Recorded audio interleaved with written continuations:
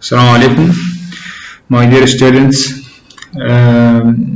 Today, inshallah, we are going to discuss the last topic in international financial management. We specifically discuss the international cash management or cash management in multinational companies. Our lecture has three main objectives. The first one is to explain the working capital management from a subsidiary perspective and from the parent perspective.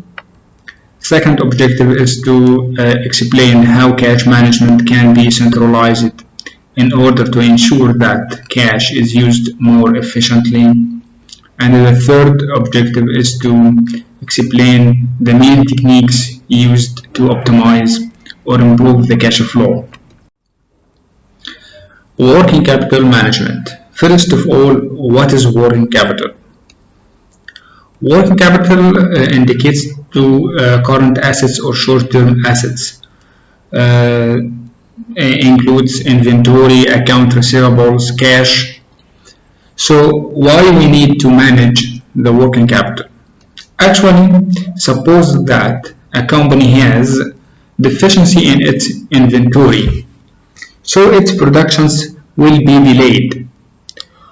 Or suppose that it has cash shortage, so it will not be able to purchase supplies or raw materials, so its productions will be delayed also. So management is to ensure that current assets is efficient to support their operations. We have the needed inventory and the needed cash to conduct the daily operations, and at the same time we want to avoid excessive investment in short-term assets,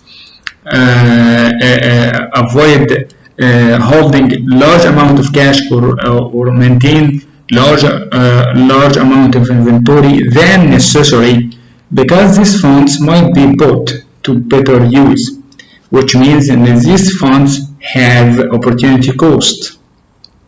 So the management of working capital is to ensure that we have funds to conduct the operations, and they pay for accounts payable and the notes payable, and to buy the required or the needed supplies to continue the productions or the operations of the business. Before discussing the multinational working capital management or working capital management in MNC or multinational companies, we can explain how could subsidiary manage its working capital or working capital management at subsidiary level. Actually, working capital management at subsidiary takes in considerations or accounting for the cash inflow and the cash outflow in one subsidiary. So the cash outflow or the expenses at the subsidiary or the operating expenses, the main expenses or the main costs are supplies and raw materials. We talk about working capital, and working capital includes inventory. So we want to buy or purchase needed supplies for the production. The main issue if the supplies are imported from abroad, so we will subject to foreign exchange risk. So suppose that Canadian subsidiary will import its raw materials from France, so it will carry much more value of euro. If value of euro appreciates, so the invoice value will increase. So which means that the payments for supplies will be greater than the exchange rate or the previously exchange rate. So the foreign fluctuations in the foreign exchange rate will affect the value of supplies or the payments for supplies. The second risk is restrictions imposed by the host government on the imports. If the host government imposes restrictions on imports, so the subsidiary cannot import the required supplies for its productions. So its productions may be delayed. How to manage these risks, either the foreign exchange risk or restrictions on imports? Actually, taking these risks in considerations, enforce the management to maintain larger inventory of supplies and raw materials. So they are enforced to invest much more in the inventory to avoid fluctuations or appreciations in the foreign currency, and to avoid the effect of restrictions on imports. What about revenues for subsidiaries? The revenues from sales revenues, if large amount of sales revenues generated from exports, if this subsidiary export its products abroad, so it's also will be affected by the foreign exchange rate. The fluctuations in the foreign exchange rate result in volatile sales volume. Actually, if we cannot predict accurately the sales volume, amount of supplies also cannot be identified accurately accordingly to inability to predict the sales volume, because the supplies are needed to productions to satisfy the expected demand on our products. So if we cannot identify the sales volume or the expected demand on our products, so we cannot identify the required supplies for production. How financial managers manage this risk? Actually, they can follow a strategy by which maintain larger amounts of cash ready to buy supplies for satisfying unexpected demand on products. The third component in the working capital is payments to the parent. Actually, payments to the parent includes fees for services provided by the parent, such as the research and the development services provided by the parent, and its cost incurred by the parent company. And this service will improve the quality of products produced by all subsidiaries. So each subsidiary will pay fees for the parent company for these services. And the second or the main payment for the parent is remitting the earnings, or we can say a dividends payment. Dividends payments, actually the level of the dividends payments to the parent company is affected by the liquidity needs of subsidiary and the government restrictions on remitted funds and expected movements in the foreign exchange rates. These factors affect the level of dividends payments or the remitted earnings converted to the parent company. Actually, after accounting for the expenses and the revenues, after accounting for all outflow and the cash inflow or inflow payments by subsidiary, any subsidiary may have either excess cash or cash shortage. At this stage, the role of liquidity management is critical to invest excess cash in case of obtaining excess cash, and to borrow to cover cash shortage in case of cash shortage. So the main role of liquidity management is to invest the excess cash and or borrow to cover cash shortage. Now we want to understand the cash flow between the parent company and its subsidiaries, and between subsidiaries themselves.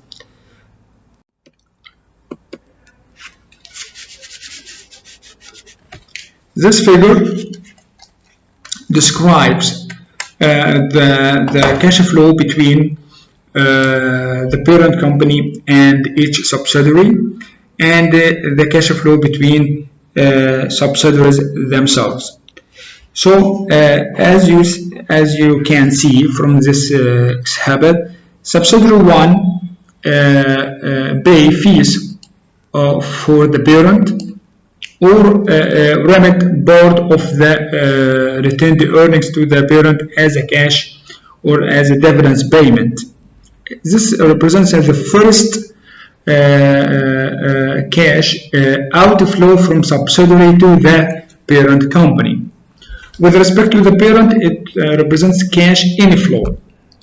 Subsidiary 1 can invest the excess cash at the parent company. So the cash outflow of subsidiary includes excess cash to be invested to the parent company, while the cash inflow to the subsidiary from the parent includes the interest on or the return on the previously cash invested to at the parent. The parent will give the return on investment to the subsidiary, and if the subsidiary in any time needs cash for expansion, it can borrow loans or take equity investment from the parent company. This cash inflow to the subsidiary from the parent. This two types of cash inflow to the subsidiary from the parent company. While cash inflow or cash flow between subsidiaries take the form of payments to suppliers. Subsidiary 1 purchase supplies from subsidiary 2. So subsidiary 1 will pay for the supplies for subsidiary 2, and vice versa. On the other hand, the parent company can use or can manage its cash in different ways. It can buy securities, can invest for short-term securities, and it can invest for long-term projects using its retained earnings, or it can borrow from banks to finance the investment in long-term projects, or can issue shares to stockholders and raise equity financing and use this equity to finance investment in long-term projects. The return from long-term projects can distribute it as a cash. Part of this earnings can distribute as a cash dividends to stockholders, or repay loans, and by the same way, return from selling short-term stocks or short-term securities can be used by the parent to distribute for its subsidiaries in the form of return on their investment. So we can summarize the cash flow of a multinational company in three forms. The first one, cash flow between parent and the subsidiary, or parent subsidiary cash flow. Actually, subsidiaries cash outflow to the parent, cash funds flow from subsidiary to the parent take the form of investing excess cash, fees for services provided by the parent, and dividend payment or remitted earnings. From the other side, parents cash flow to subsidiaries. Payments or funds flow from the parent to the subsidiaries include return on investment, loans or equity investment. So the second type of cash flow of MNC is inter-subsidiary cash flow, or cash flow between subsidiaries. It takes the form of payments to suppliers. Parent cash transactions. Actually, the parent company can use funds to buy and sell short-term securities, investment or invest in long-term projects, borrowing and repaying loans, issue new shares, and distribute cash dividends.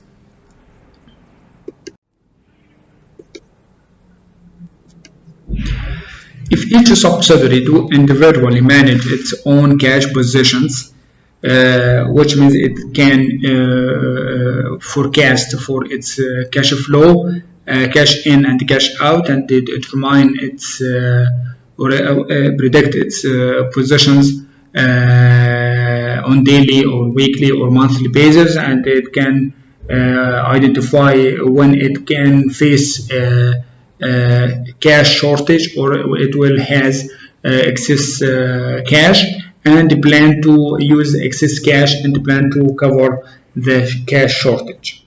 Actually, if subsidiary do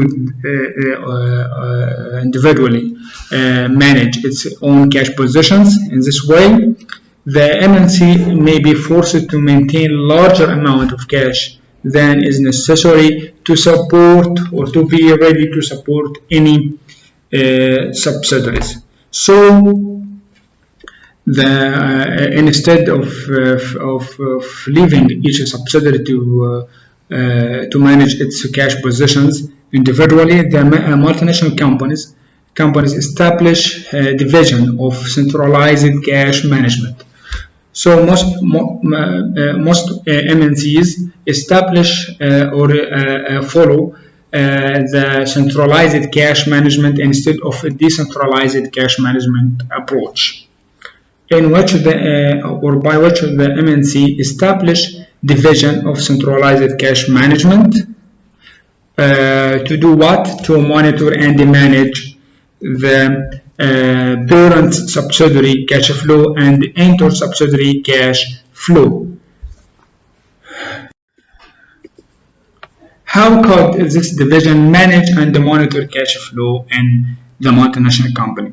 Actually, before discussing how these divisions manage and monitor cash flow, we can give an example to understand how the centralized cash management division conduct its main functions of managing and monitoring the cash positions or cash flow between the parent and each subsidiary and between subsidiaries themselves.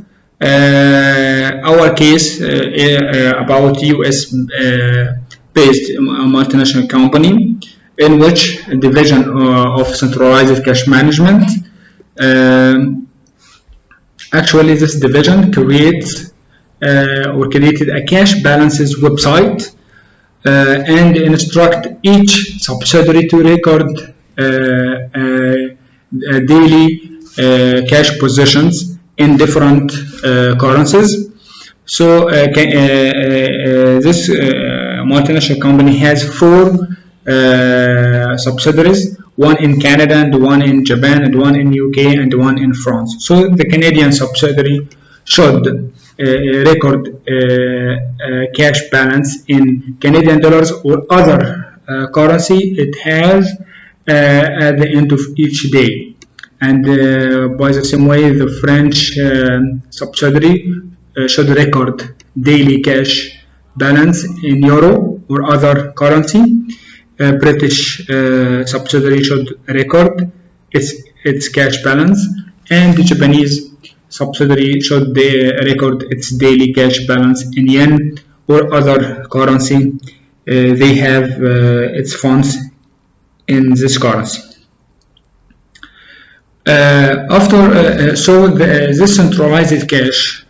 This centralized cash division has daily cash positions in different currencies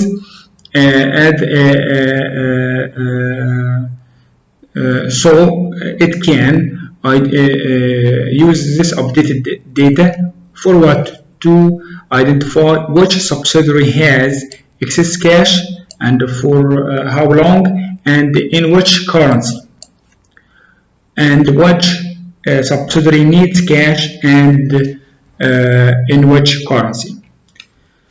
What these divisions will do actually will instruct subsidiary with excess cash to transfer funds to the subsidiary with cash needs, and determine the interest rate at which the subsidiary with the cash needs will pay. So this interest rate paid on the borrowings between the two subsidiaries actually has two advantages. The first one, encourage managers to make excess cash available to other subsidiaries, and on the other side, this interest rate paid by the borrowing subsidiary will encourage managers to return the funds as soon as possible. So we can summarize the functions of centralized cash management divisions in the multinational company as for accommodating cash shortages. The main role of these divisions is to facilitate the transfer of funds between subsidiaries with excess funds to those that need funds. Actually, these functions to do effectively, the divisions needs authority from the multinational company to instruct any subsidiary to transfer funds to the other subsidiary. And it needs high technology to faster flow of information and update the currency positions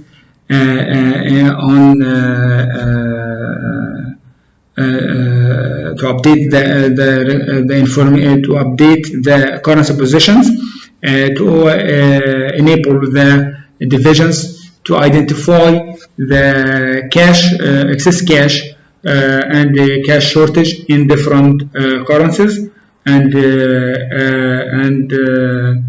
accommodate the cash shortages more efficiently.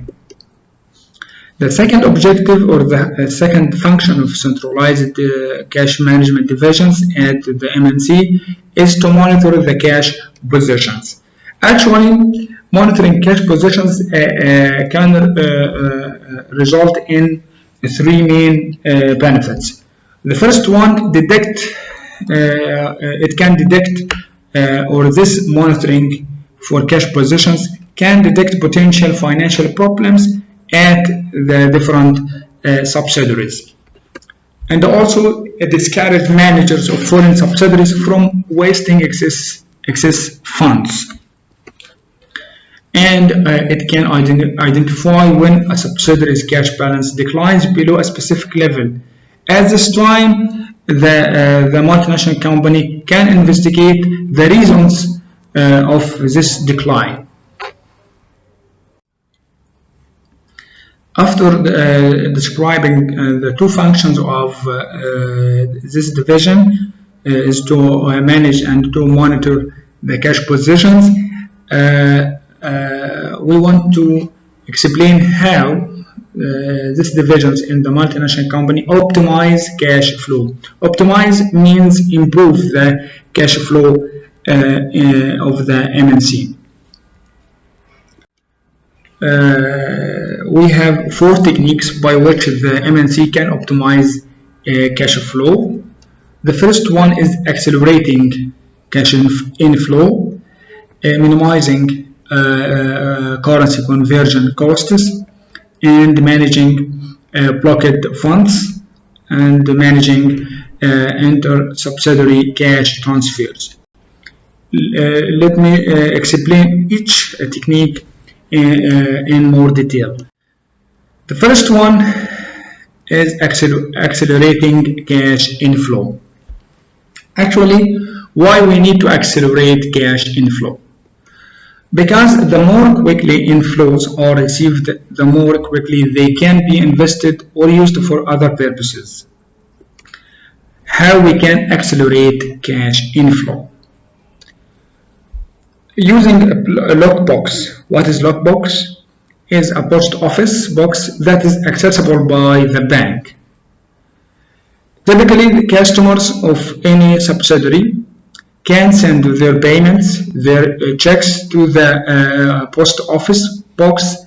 Then the bank collects and processes these payments, these checks directly, and deposits them to the company's account. So instead the customers go to the bank or go to the company itself, it can send checks of payments to the post office in post office box. The bank on daily basis has access on these boxes and will collect and processes these checks and deposit the amount in the company bank account. The second practice can be used by the company to accelerate its cash inflow, what is known as pre-authorized payments. Pre-authorized payments allow corporations or the company or the subsidiary to charge a customer's bank account up to some limit.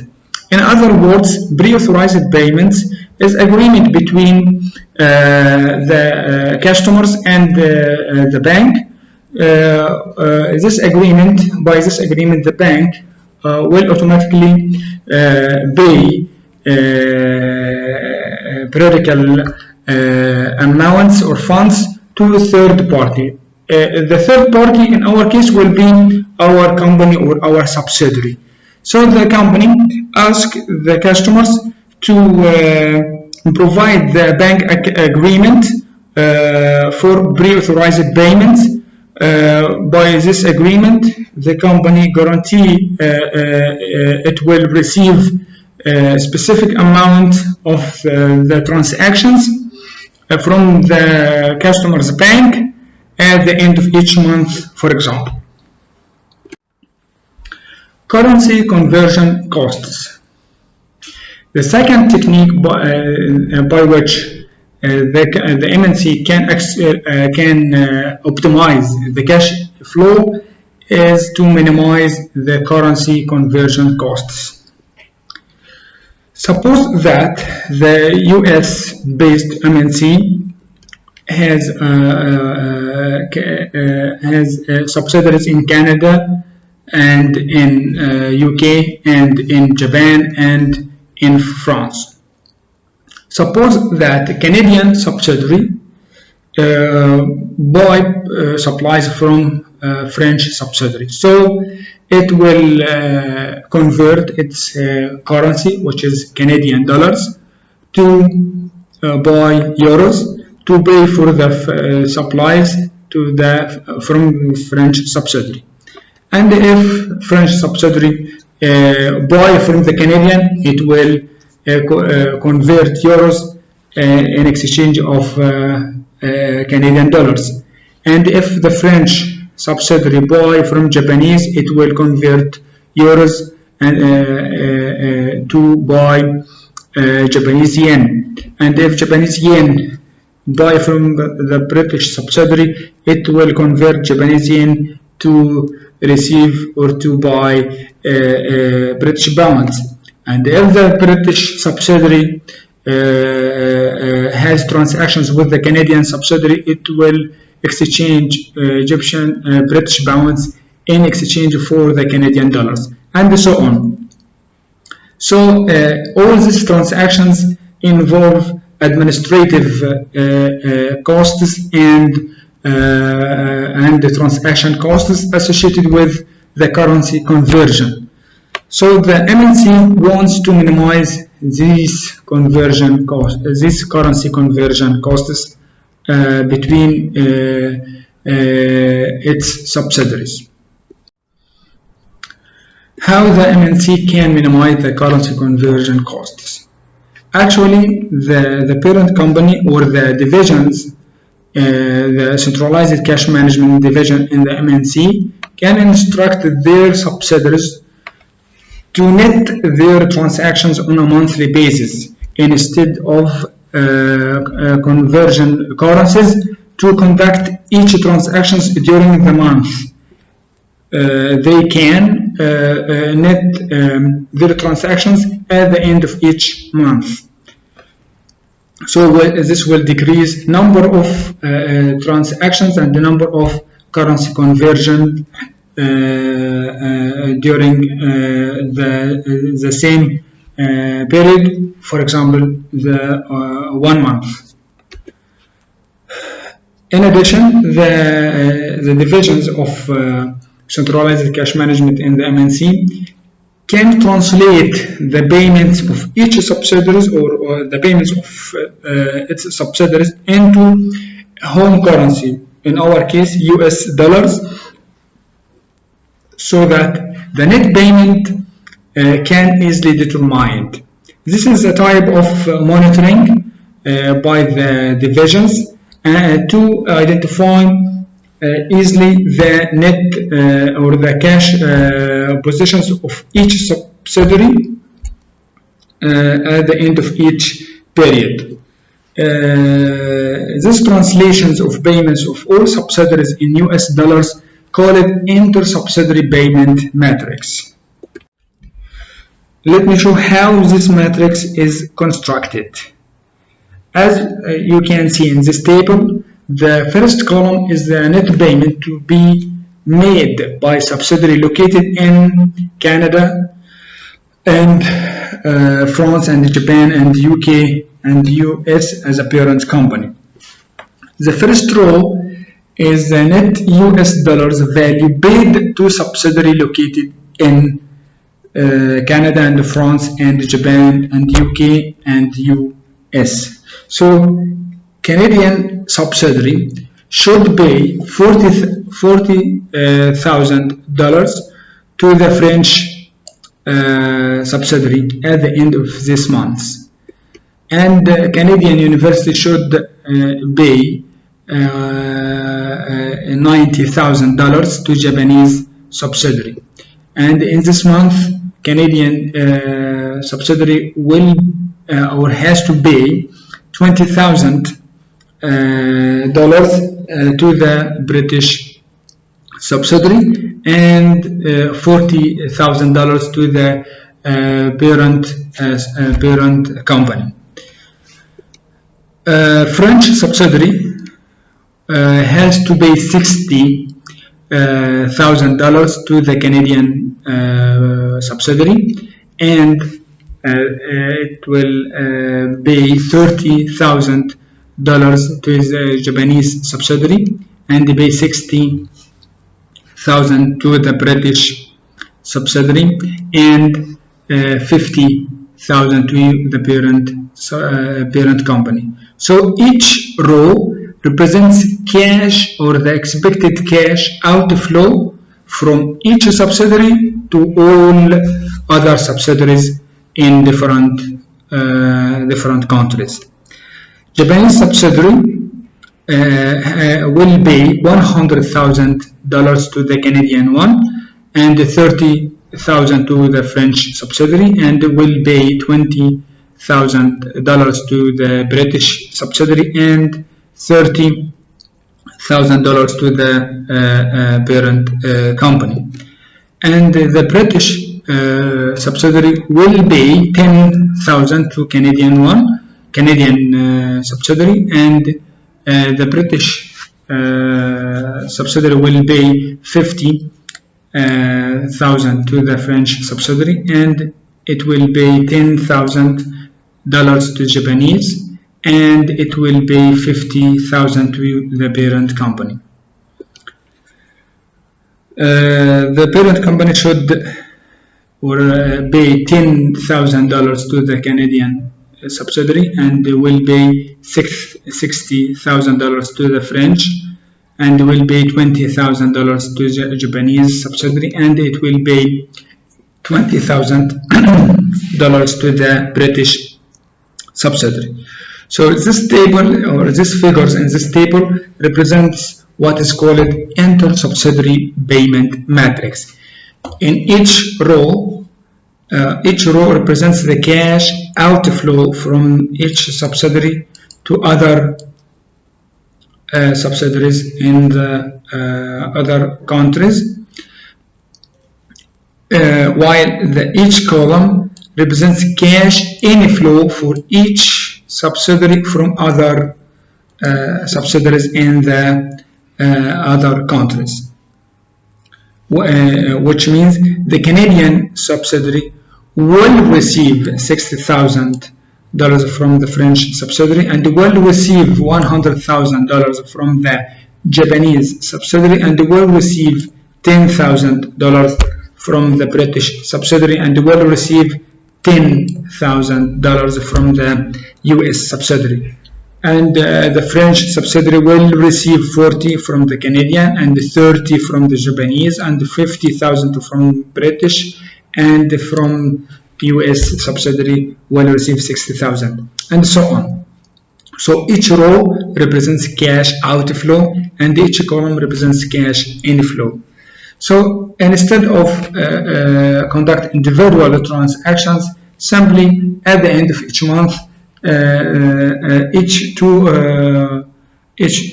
subsidiaries can net their payments.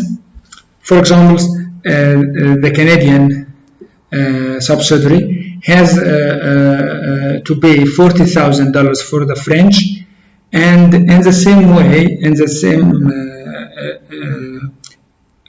from the both subsidiaries, which is the Canadian and the French, the French subsidiary should pay to the Canadian is $60,000. So the Canadian should pay 40 to the French, and the French should pay 60. So they can result in net payment of $20,000 should be paid by the French to the Canadian. Should be paid by the French to the Canadian subsidiary. So the net will be 20,000 to the Canadian and 0 to the French. Okay. The Canadian subsidiary should pay 90,000 to the Japanese, while Japanese should pay 100 to the Canadian. So the net will be 10,000 should be paid by the Japanese subsidiary to the Canadian subsidiary. Okay. The Canadian subsidiary should pay 20,000 to the British one, while the British should pay 10.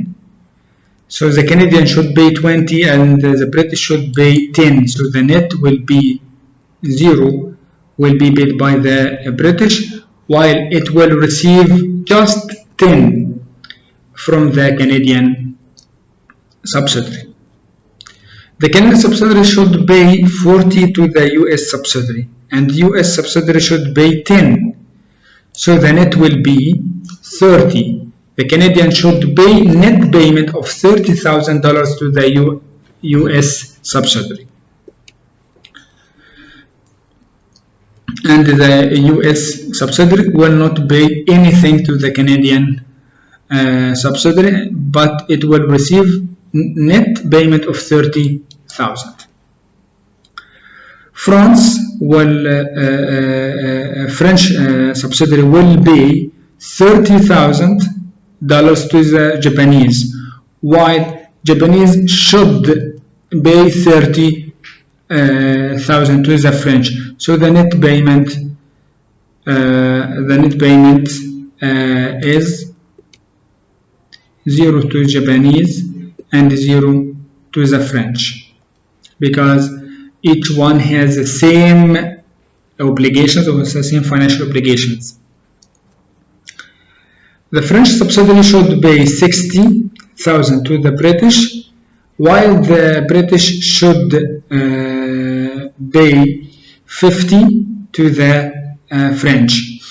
So the net will be $10,000 will be paid by the French to the UK, and the UK will not pay anything, but it will receive $10,000 $10,000 from the French subsidiary. The French subsidiary should pay $50,000 to US, while the US should pay 60. So the net will be $10,000 will be paid by the US subsidiary to the French subsidiary. So then total net payments of the French subsidiary will be $30,000 for all subsidiaries. This amount is total net payment at the end of this month, should be paid by the French subsidiary to all other subsidiaries. It will pay 20 for Canadian, and it will pay 10,000 for the British. Okay, Japanese subsidiary should pay 20,000 to the British, while the British should pay 10. So the net will be $10,000 should be paid by Japanese to the British, and the British will pay not anything. Japanese subsidiary will pay $30,000 to the American subsidiary. So while the American should pay $20,000 to the Japanese, so the net will be $10,000 to the American subsidiary from the Japanese, and the American will not pay anything. So at the end of the month, the total net payments by the Japanese subsidiary to all other subsidiaries will be $30,000, 10 for the Canadian, and 10 for the British, and 10 for the American subsidiaries. UK, or the British in UK, the British subsidiary should pay 30,000 to the American, while the American should pay only 20. Again, the British will pay 50,000 to the American, and the American will pay 20. So the American will not pay anything, but the UK will pay 30. The net payment will be $30,000 will be paid by the British to the American. At the end of the month, total net payments of the total net payments by the British subsidiary will be $30,000. 10 for 0. 30, all the 30,000 will be paid by the British to the American subsidiary. Okay, the table is finished. The American subsidiary has total net payment of $10,000. The 10,000, all the 10,000 will be paid by the American for the French subsidiary. So at in this column, the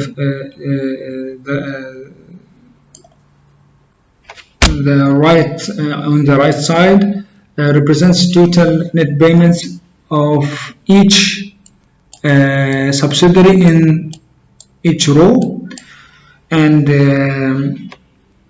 the last column represents total net payments should be received by each subsidiary in the columns. So a Canadian subsidiary should receive total net payments of all subsidiaries equals $30,000.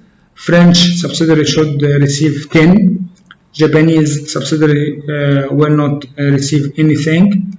The British will receive from other subsidiaries at the end of the month $30,000, and the American subsidiary will receive $70,000. This table is called netting schedules, in which we net payments between each two subsidiaries and summations total net payments at the end of the month will be received and will be paid by each subsidiary to all other subsidiaries.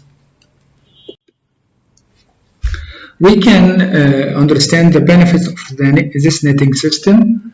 The first benefit is to reduce the number of cross-border transactions between subsidiaries, number of funds transferred between different subsidiaries, which will reduce the administrative costs associated with such cash transfers. The second benefit, netting the payments at the end of each period, for example 1 month, will result in less frequent transactions. A number of transactions will be decreased, and this will result in less need to forex conversion, thereby reducing transaction costs. So the first benefit will decrease administrative cost, and the second benefit will decrease transaction costs associated with the currency conversions. And this netting system actually imposes control over information on transactions between subsidiaries. Thus, all subsidiaries engage in a more coordinated effort to accurately report and settle their various accounts. At the end, this netting system will make cash flow forecasting more easier because only net cash transfers are made at the end of each period.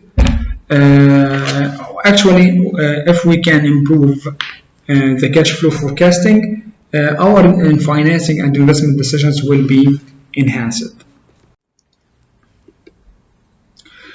The third technique by which the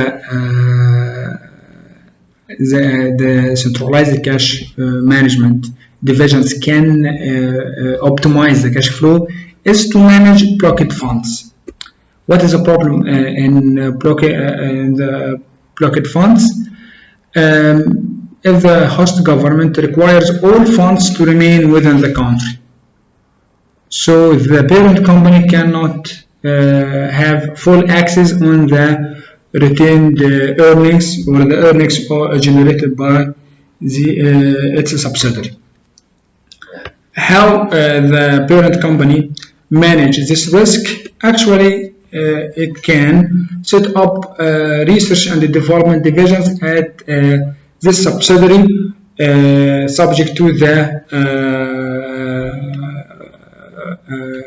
blocked funds or funds blockage in this country. By setting up research and development, the expenses or the costs associated with this divisions will be incurred by this subsidiary.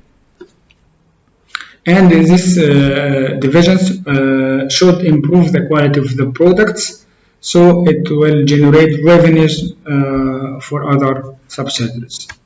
The second strategy by which the MNC can manage the blocked funds to it can instruct its subsidiary to borrow from local funds. So blocked funds can be used to repay debt instead of asking the parent company for financing its operations. So the subsidiary can use debt from local banks and use the blocked funds to repay such debt.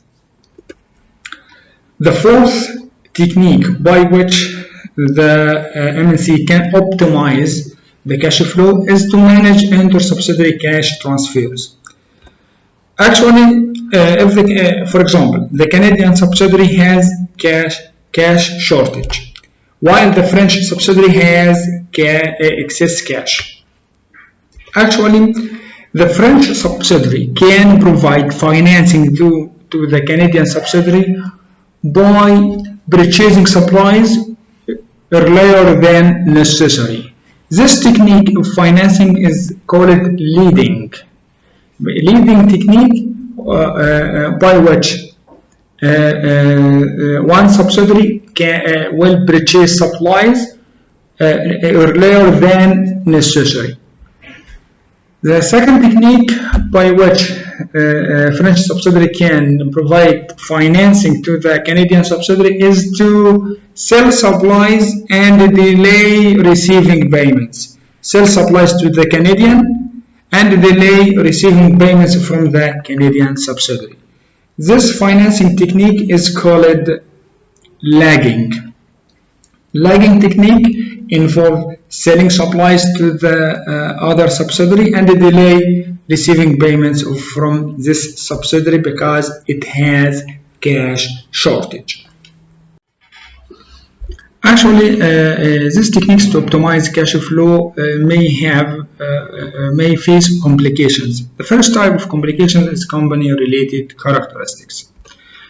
If one subsidiary delays payments to other subsidiaries for supplies received, the other subsidiaries which provide supplies may have forced to borrow until the payments arrive. They cannot wait for receiving the payments, so they will borrow to finance its operations. Second type of complications is the government restrictions. Some countries periodically prevent cash from leaving the country, block these funds, thereby preventing net payments from being made. Limitations of banking system. Actually, the bank may not update the MNC's bank account information sufficiently, or it cannot provide a detailed breakdown of fees for banking services. So think about the MNC with many subsidiaries in many countries. Each country has a banking system. So not all the banking systems on all countries provide the same services with the speed, with the same level of or the same degree of speed executions for transactions and other services. So limitations of banking system can decrease the optimizations of cash flow conducted by the MNC.